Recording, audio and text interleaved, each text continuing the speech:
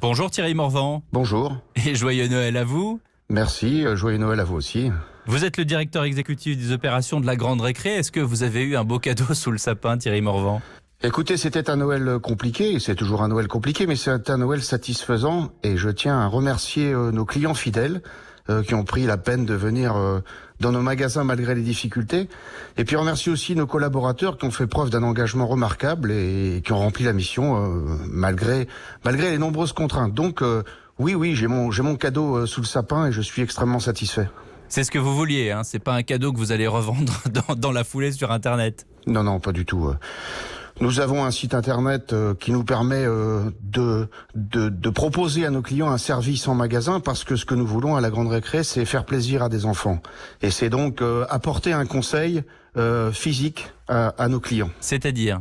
Nous privilégions la satisfaction client. Nous pensons, nous, à la Grande Récré, que le système internet nous permet de renseigner nos clients, de les informer pour les amener autant que faire se peut vers nos magasins où nous avons nos parents conseils, parce que si le jouet permet de s'amuser, un peu ludique, le côté ludique, il a aussi un côté pédagogique qui permet à l'enfant de s'épanouir dans sa vie et dans sa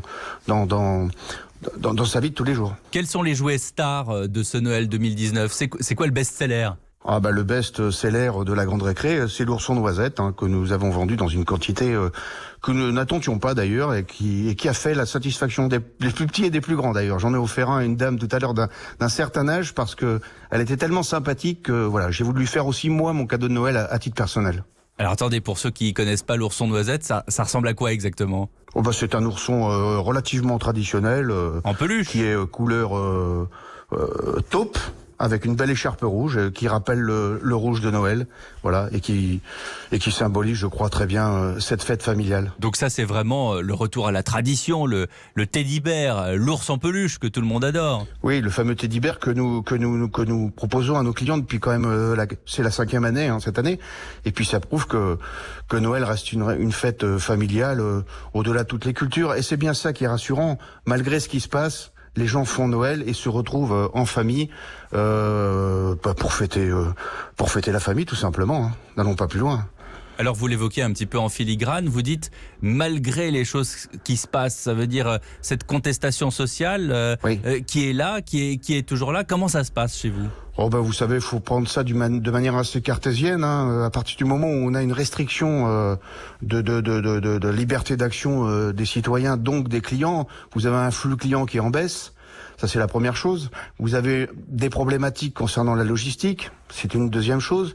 Vous avez nos salariés qui ont eu de grosses difficultés pour venir travailler. Et je les remercie encore une fois. Ils ont été remarquables.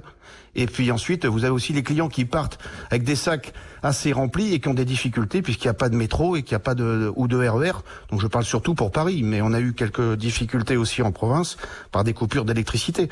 Il a fallu être extrêmement réactif et extrêmement faire preuve de faculté d'adaptation, et on a réussi. Alors c'est aussi un phénomène de société, il y a ces fameux cadeaux qu'on fait à la dernière minute. Est-ce que c'est à la fois compliqué et grisant pour vous à la Grande Récré de s'adapter aux clients qui arrivent le 24 décembre à 18h et qui vous dit je veux ça là tout de suite maintenant? Vous savez, je crois que le client de dernière minute, c'est aussi le client du commerce physique, parce que c'est pas à 17h ou à 18h qu'on va aller sur internet pour chercher le dernier cadeau qu'on souhaite. Voilà. Et puis ensuite, le dernier cadeau, c'est celui, on a besoin d'un conseiller. Donc on vient parce qu'on sait qu'on a un cadeau à faire, parce qu'on doit le faire, parce que c'est peut-être la tradition, c'est une habitude. Et nous, on est là pour ça.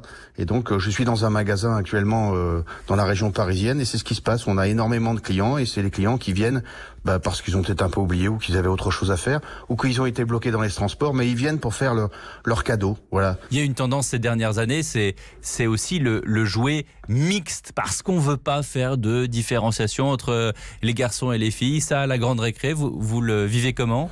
Alors ça, on le met en exergue dans notre magasin, mais vous savez, nous, à la Grande Récré, on n'a pas attendu cette mode ou cette obligation morale. Nous avons des marques comme la marque Timelou qui depuis 10 ans montre déjà sur son packaging un garçon et une petite fille sur un micro-ondes, sur un aspirateur ou sur une cuisine. Donc la mixité, la diversité, la Grande Récré l'a toujours prôné, et c'est pas tellement nouveau pour nous. Maintenant, si vous voulez, vous venez à la grande récré, il n'y a pas de rayon garçons ou filles, il y a des rayons découvertes, il y a des rayons création, il y a des rayons construction, il y a des rayons radiocommande, voilà.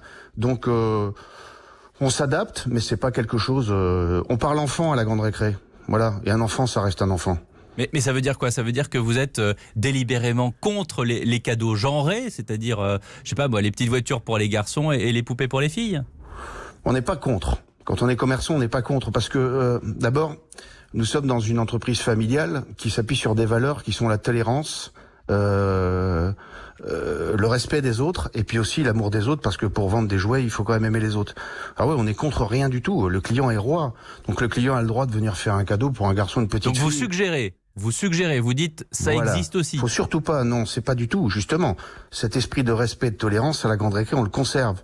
Donc, je dirais, on aime tout le monde, on aime les gens. Voilà, c'est ça qui est important. Et après, on essaye de faire plaisir, autant que faire se peut, à un enfant via un parent ou un grand-parent. C'est ça notre mission. Après, le problème de société, c'est pas la grande récré qui va le résoudre, mais on tend vers la satisfaction. Donc vous vous adaptez. Bien sûr. Vous vous adaptez, bien sûr. et c'est normal. Alors demain c'est le 26, ça veut dire qu'il y aura forcément des retours de cadeaux. Il y a toute une logistique qui se met en place. Oui, bien sûr.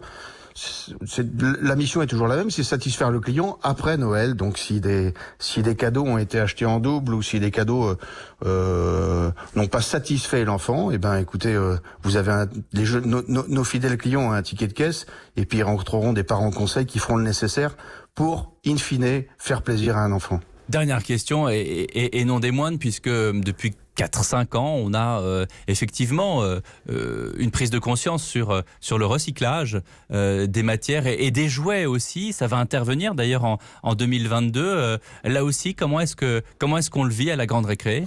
Eh ben écoutez, c'est un sujet de toute manière qui va être imposé je pense, à tous les fabricants et à tous les distributeurs, hein, que ce soit dans le jouet ou d'autres. 2022. Bien évidemment, on le fait avec les piles, on le fera avec d'autres.